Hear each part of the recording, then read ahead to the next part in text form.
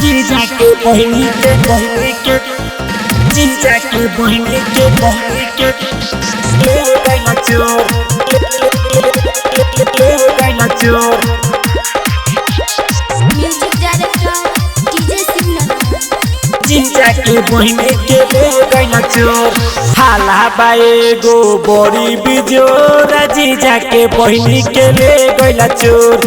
हाला बाएगो बड़ी बिजोर जीजा के बहिनी के ले गइला चोर। जीजा के बहिनी के ले गइला चोर। सरबा के बहिनी के ले गइला चोर। हाला बाएगो बड़ी बिजोर जीजा के बहिनी के ले गइला चोर। हाला बाएगो बड़ी बिजोर जीजा के बहिनी के ले गइला चोर।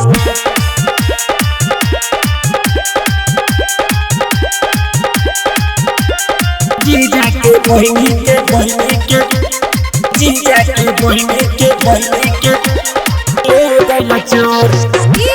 शिवनारायण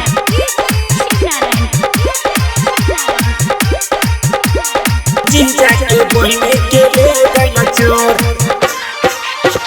देखे में चिकन रहे पतली कमरिया चोरबा के गरल बा ओ पे नजरिया। देखे में चिकन रहे पतली कमरिया चोरबा के गरल बा ओ पे नजरिया।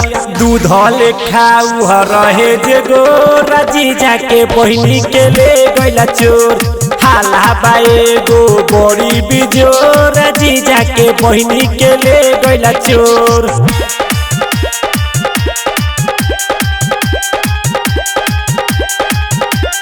जीजा के बहिनी के जीजा के बहिनी के ले गइला चोर। शिवनारायण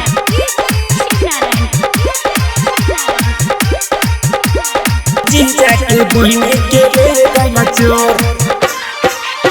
काला महाराजा खूब करता चरजा जीजा के हमरा बचल बाटे खर्चा। काला महाराजा खूब करता चरजा जीजा के हमरा बचल बाटे खर्चा। होखता सब तर इहे सोर जीजा के बहिनी के ले गइला चोर। हाला बाएगो बड़ी बिजोर जीजा के बहिनी के ले गइला चोर।